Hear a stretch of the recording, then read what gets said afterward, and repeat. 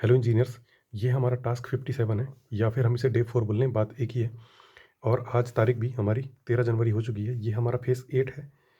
इसमें हम लोगों ने काफ़ी मॉडिफिकेशन की है, क्योंकि बहुत सारे लोगों ने टास्क कंप्लीट कर नहीं पाए थे पहले, और बहुत सारे जो स्टूडेंट हैं या फिर हमारे दोस्त हैं, तो वो अभी ज्वाइन किए हैं इस टास्क को। तो बैकलॉग बहुत ज़्यादा हो रहे थे, तो इसलिए हम लोगों ने नए तरीके से ये टास्क को स्टार्ट करने की कोशिश करी है। और इस फेज़ में हम लोगों ने मेनली फोकस किया है जो भी सब्जेक्ट हमारे 50% से ज़्यादा वेटेज कर रहे हैं। तो 50% से ज़्यादा वेटेज वाले सब्जेक्टों को हम लोग बिल्कुल लेके चल रहे हैं अभी।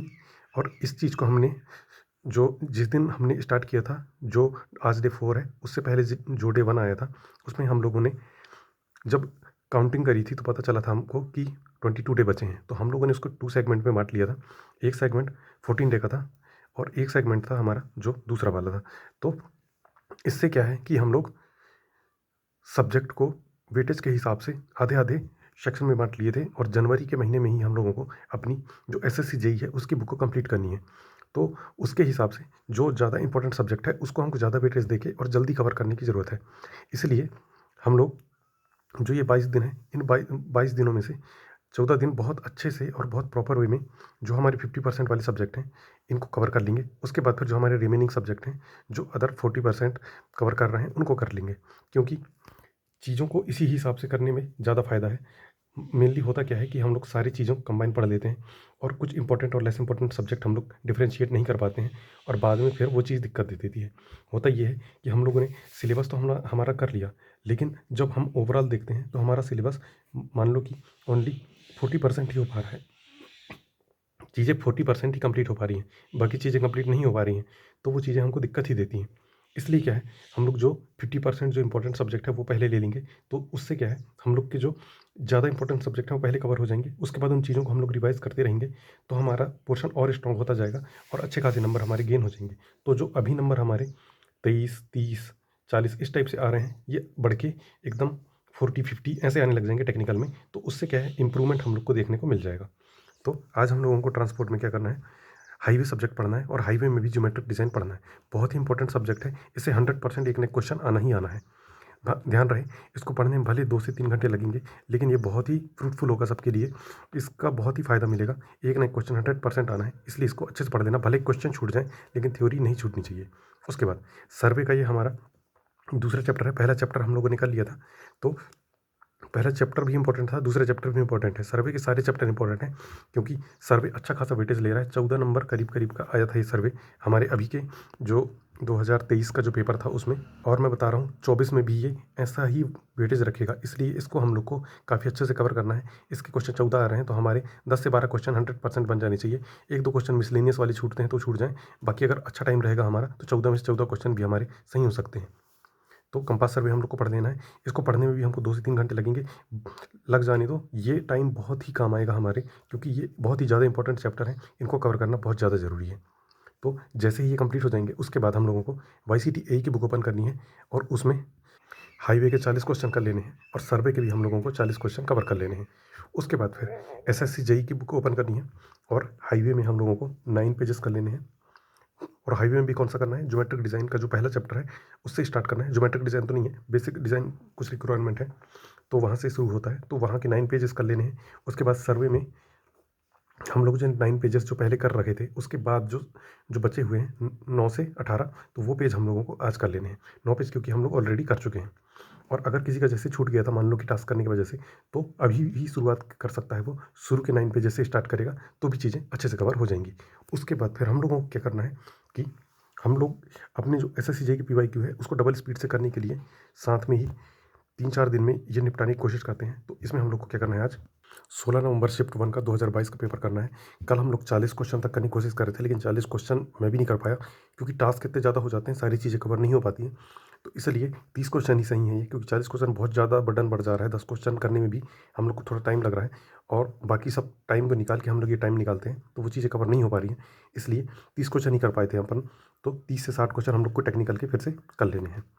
उसके बाद फिर वन डे वन सब्जेक्ट की जो हमारी सीरीज़ चल रही है, इसमें हम लोगों को सॉइल का हम लोगों ने कल आधा रिवीजन कर लिया था। आज हम लोगों को पूरा रिवीजन कर लेना है, और इसके लिए मुझे एक बहुत अच्छी बुक मिल गई है।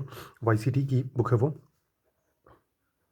YCT की कैप्सूल 2.0 करके है कुछ, तो वो मैं ग्रुप में डाल दूँगा, तो उससे रिवाइज़ करना बहुत ही अच्छी और बहुत सही मुझे लगी।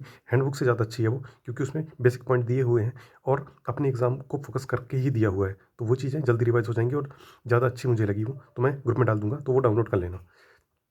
उसके बाद फिर रीज़निंग में हम लोग क्या करना है, सीटिंग अरेंजमेंट आज हम लोगों को कर लेना है।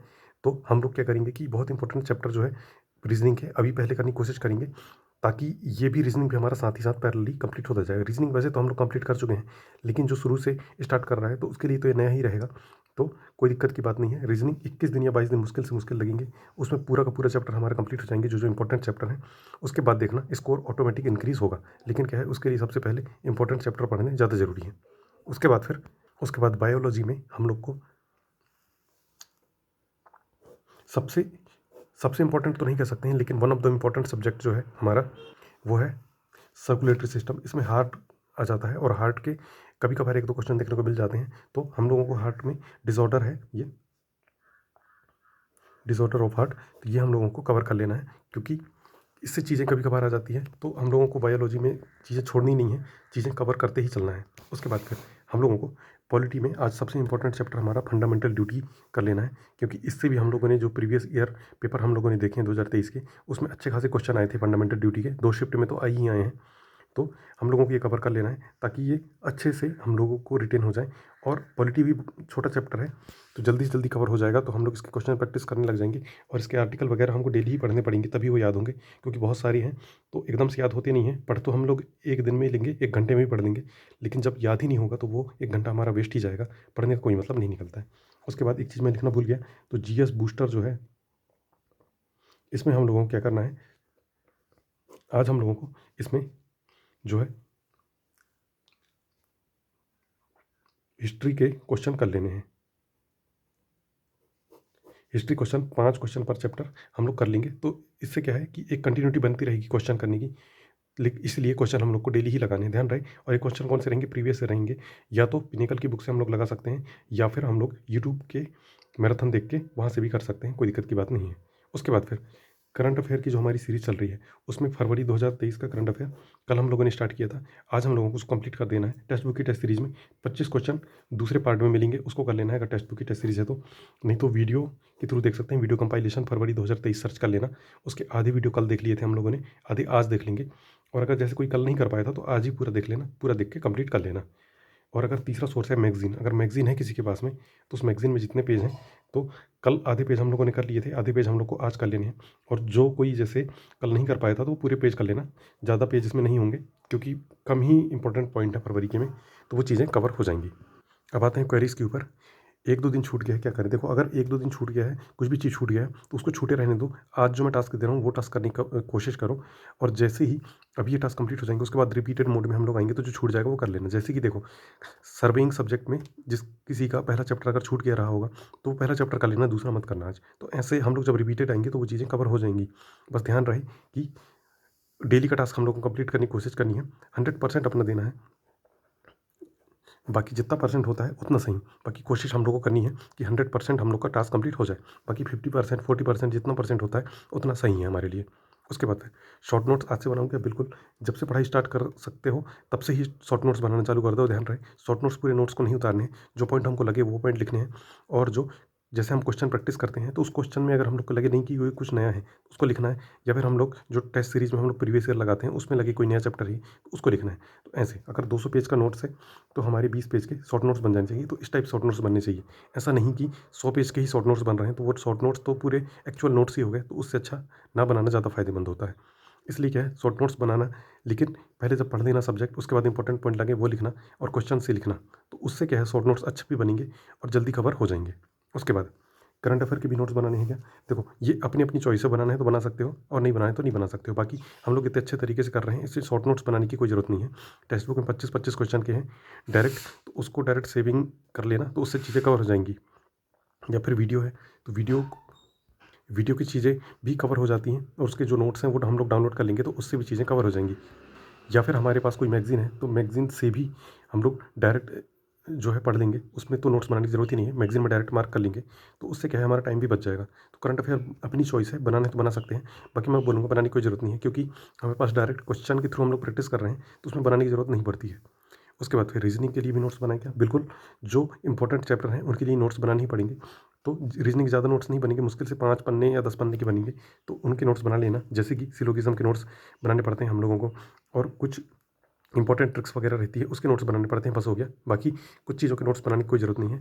तो जो इंपॉर्टेंट हम लोग को लगेंगे उसके नोट्स हम लोग बना लेंगे, बाकी कोई बनाने की ज़रूरत नहीं है। तो रीज़निंग में कम से कम 70% पोर्शन के तो नोट्स बनाने की कोई ज़रूरत नहीं रहती, 30% रिमेनिंग की ज़रूरत रहती है, तो वो हम लोग बिल्कुल बना लेंगे ताकि चीज़ें जल्दी से और अच्छे से कवर हो जाए। उसके बाद एक और अपडेट, एसजीवीएन जो है, हम लोगों ने इसके फॉर्म भरे थे, तो इसका एडमिट कार्ड आउट हो गए हैं, तो वो चीज़ देख लेना। तो वो 22 जनवरी को पेपर फँस रहा है ज़्यादातर लोगों का, तो ये भी रिज़ल्ट हो चुका है, तो अगर किसी ने भरा है तो वो देख सकता है। उसके बाद यूपीपीएससी कैलेंडर का भी अपडेट हुआ है, तो यूपीपीएससी कैलेंडर में अभी हमारा जो यूपीपीएससी एई है, इसकी वैकेंसी बिल्कुल नहीं आई है, लेकिन उसमें बहुत सारी जगह खाली हैं, जहाँ आरक्षित आरक्षित लिखे हैं, तो वहाँ एक ना एक में 100% है कि यूपीपीएससी एई का वैकेंसी बिल्कुल 100% आ जाएगा। तो उसमें डरे रहने की कोई बात नहीं है। एग्ज़ाम डेट अभी नहीं आई है, तो अच्छा तरीका है कि प्रिपरेशन अभी से स्टार्ट कर दी जाए, और ये सारी चीज़ें जो हैं उसमें भी काम आएँगी, और आरपीएससी एई इसमें भी काम आएँगी, सब जगह काम आएँगी, लेकिन चीज़ें हम लोग को करनी पड़ेगी। उसके बाद फिर आरपीएससी एई का अपडेट, बहुत बड़ा अपडेट आया है कि बहुत जल्दी इसमें एई की वैकेंसी आने वाली है, और जो पोस्ट है वो 581 पोस्ट एकदम पक्के हो चुके हैं कि इतने पोस्ट आने वाले हैं। 700 पोस्ट आने वाले थे, लेकिन अप्रूवल इतने हुए थे, लेकिन इनमें से 581 ही पोस्ट आने वाले हैं। तो ये भी पोस्ट कम नहीं होती है, बहुत ज़्यादा पोस्ट होती है, और ये इसलिए लेट हो रही है, मुझे ऐसा लग रहा है कि शायद कैलेंडर में कुछ चेंज होगा, या फिर एग्ज़ाम पैटर्न में शायद चेंज होने वाला है, इसलिए इस टाइप से चीज़ें हो रही हैं। तो जो भी होगा बहुत अच्छे के लिए होगा, और अच्छे से प्रिपरेशन करते रहो, 100% हम लोग का सिलेक्शन होगा एसएससी जेईई में। तो बस इसी तरीके से लगे रहना है हम लोग को, 100% हम लोग का सिलेक्शन होगा एसएससी जेईई 2024 में। तो बिल्कुल मिलते हैं कल एक न्यू टास्क के साथ में। ओके।